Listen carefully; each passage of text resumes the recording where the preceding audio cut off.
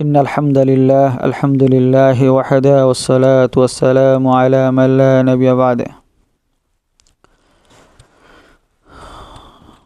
أما بعد أعوذ بالله من الشيطان الرجيم بسم الله الرحمن الرحيم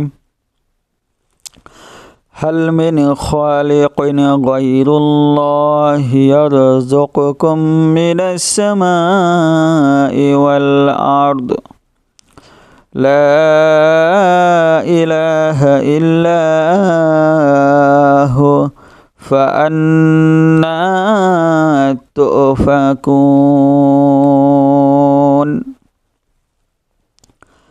আলহামদুলিল্লাহ।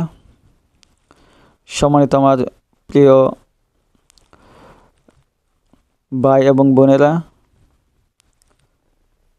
কাছে দূরে দেশে বিদেশে যে যেখানে আছেন, আসসালামু আলাইকুম ওয়া রাহমাতুল্লাহি ওয়া বারাকাতুহু।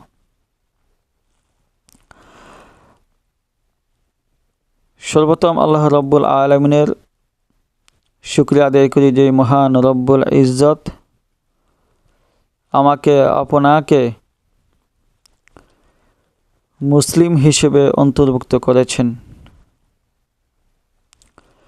অসংখ্য দুরুদ ও সালাম বিশ্বনবী আহমদ মুহাম্মদ মুস্তাফা সাল্লাল্লাহু আলাইহি ওয়াসাল্লাম এবং তার পরিবার পরিজনের উপর শান্তি এবং রহমত বর্ষিত হোক।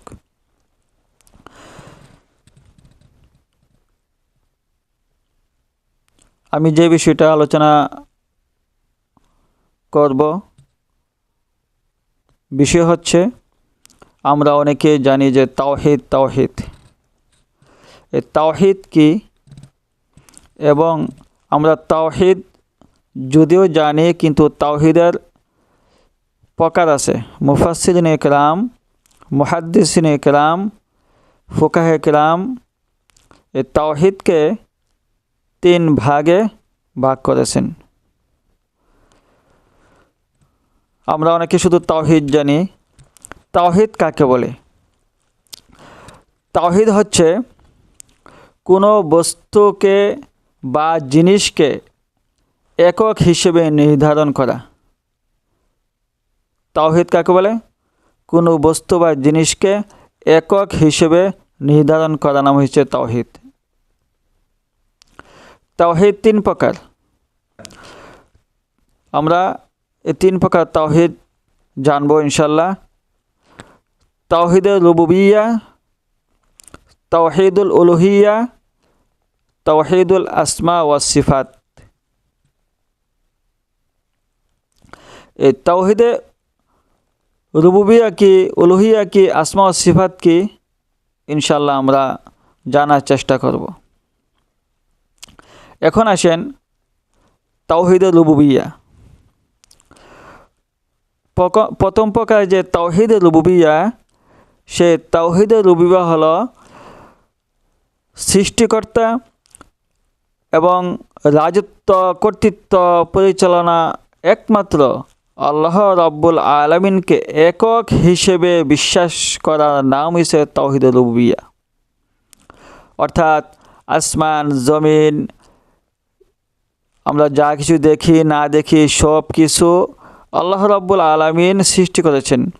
সব কিছু রাজত্ব তিনিই, তারই কর্তৃত্ব এই পৃথিবী। আমরা যা কিছু দেখি না দেখি সব কিছু তারই কর্তৃত্ব, তারই সৃষ্টি, এবং তিনি পরিচালনা করেন।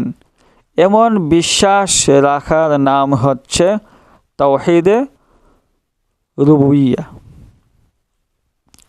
আল্লাহ সুবহানাহু ওয়া তাআলা কুরআনুল কারীমের 35 নং সূরা ফাতিরের 3 নং আয়াতে আল্লাহ সুবহানাহু ওয়া তাআলা ইরশাদ করেছেন, হাল মিন খালিকিন গায়রুল্লাহ।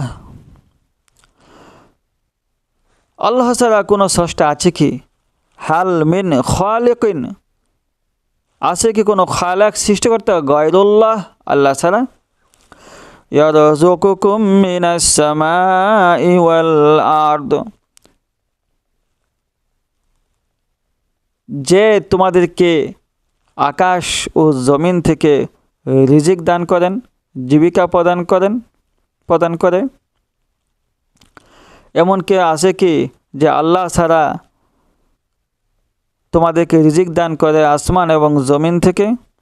লা ইলাহা ইল্লা হুয়া, তিনি ছাড়া আর কোনো ইলাহ নেই, তিনি ছাড়া আর কোনো মাবুদ নেই। ফাআন্না তুফাকুন, সুতরাং তোমরা কোথায় বিপথে চালিত হচ্ছ? আল্লাহ রাব্বুল আলামিন ইরশাদ করেছেন।